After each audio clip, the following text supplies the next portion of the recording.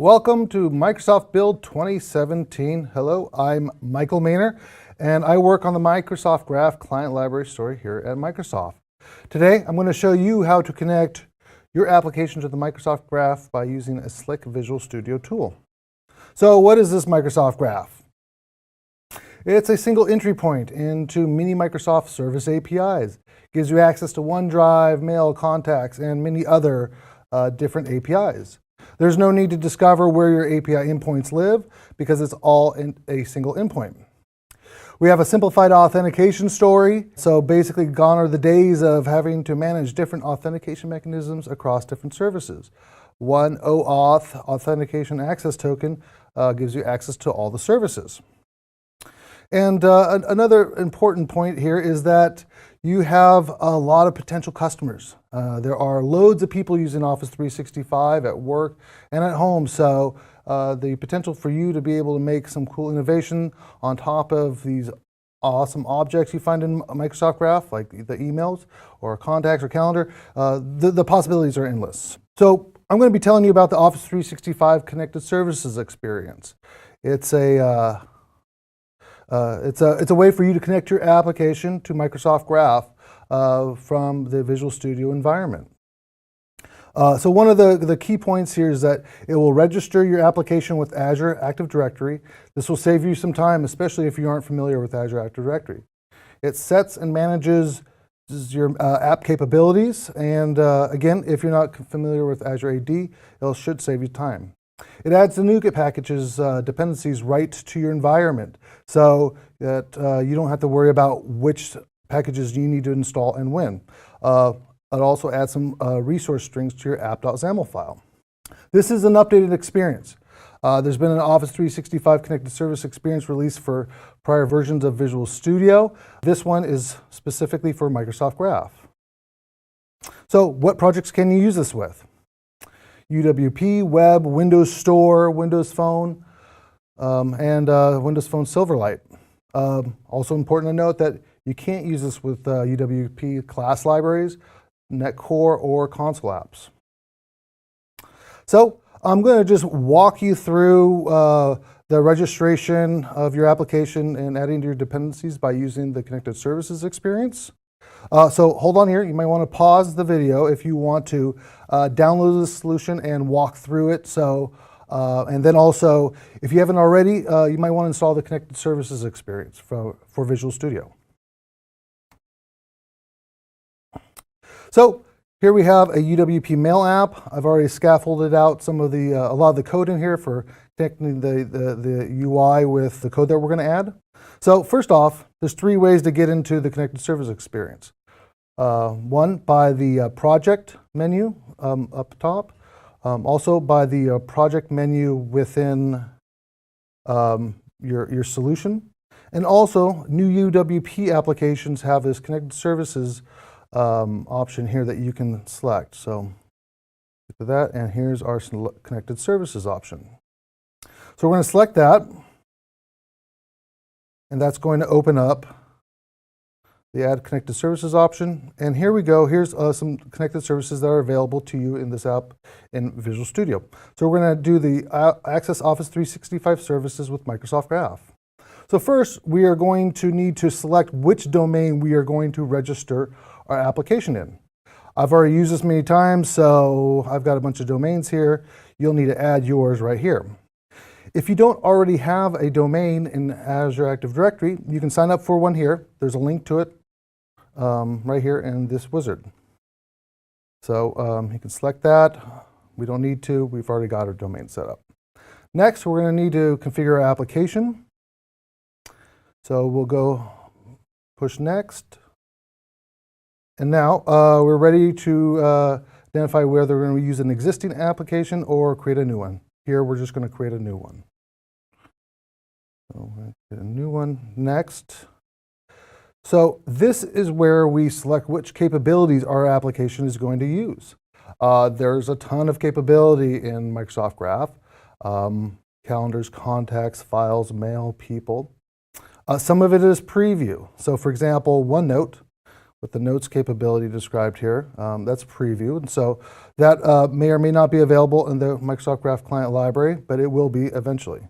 So for our purposes, we are going to need to be able to send an email. So we're going to select the mail and then send mail as you. And then also we're going to need to select the user capability for signing in and reading a profile. So what we're going to do now is we're going to register the application in Azure Active Directory. We're going to identify our dependencies. We're going to set up some resources in our app.xaml file. And so now we're all set up for connecting to Microsoft Graph with our solution here. And you can see there's the Microsoft Graph dependency and then the ADAL dependency. So now that our environment is set up, we can now start working with Microsoft Graph. Now we're going to set up the Graph Service Client with authentication so we can make calls to the Microsoft Graph. So what we're going to do is we're going to set up our authentication helper that I've got set up here. So first off, we need to add our directives for Microsoft Graph and also our directive for Azure AD Authentication Library. Okay, you'll see here that our client ID and AAD instance and domain strings, those were added by the Office 365 Connected Services to this to our app.xaml. This URI string, this redirect URI, was used to register our application in Azure Active Directory. So now we're going to set up our authentication code so that we can get back an access token. So what we need to do here is we're going to get our Graph Service Client, which is the core object we use for making all calls with the .NET Client Library. The first thing is we're going to identify which endpoint we're going to target with this Graph Service Client. So that's the V1 endpoint, V10 endpoint. You'll be using that too. Next, we need to set up the authentication provider. This is going to be called every time that we make a request to the Microsoft Graph. So the key thing here is that we're going to be injecting a token into our Graph Service Client. So this is where you're going to be doing your token caching and requesting a token the first time. So I've already stubbed out get token for user async, and now we're going to show you the different aspects of getting a token. So first we're going to set up our authentication context. We're going to use that based on the information that was provided by when we registered the application. So we have our Active Directory instance and our domain, and we are going to validate the authority always. Next, we're going to get our redirect URI. And so that was the string that we had already set up earlier in this demonstration. And now here's where we get our authentication token, where we call Azure AD. So I'm going to stop this for a second. So in a production environment, you're going to want to call acquire token silently async.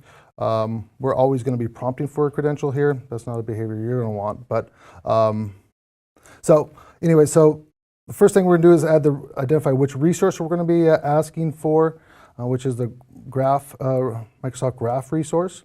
Next, we're going to enter in the client ID for our application, the redirect URI that was registered in Azure AD, and then we're going to set up our platform parameters. So basically, we're going to be telling this to always prompt for credentials if we don't already have them, and we're not using single sign-on, so false flag.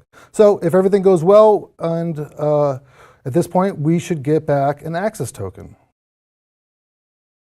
So we're going to return this access token, and now, oh, I forgot to set that with the proper string. So let me fix that there.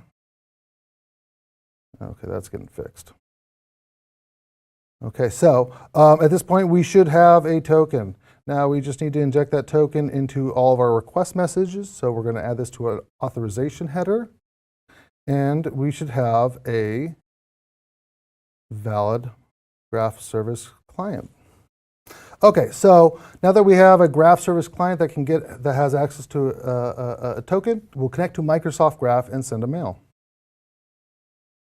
So first we're going to go to our main page.xaml.cs, and here we are going to, we're basically going to get our first graph service client that's been authenticated.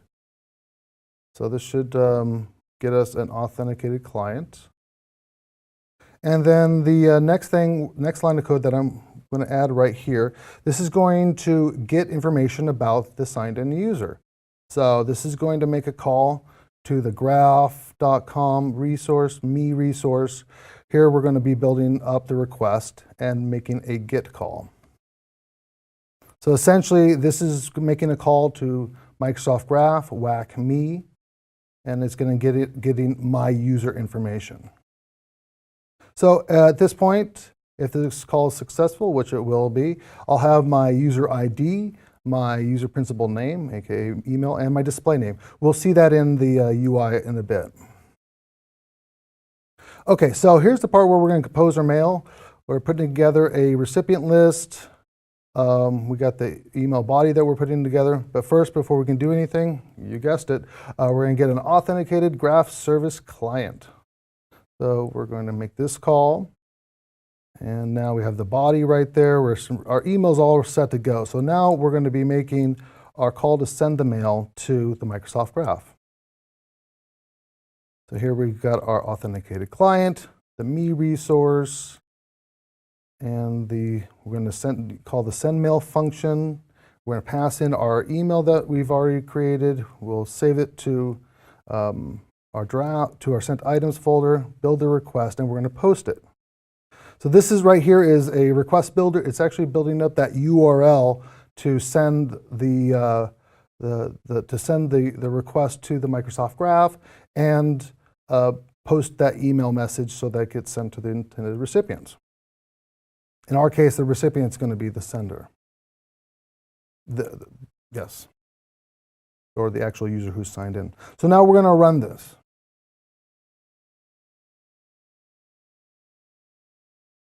Okay, we're going to connect.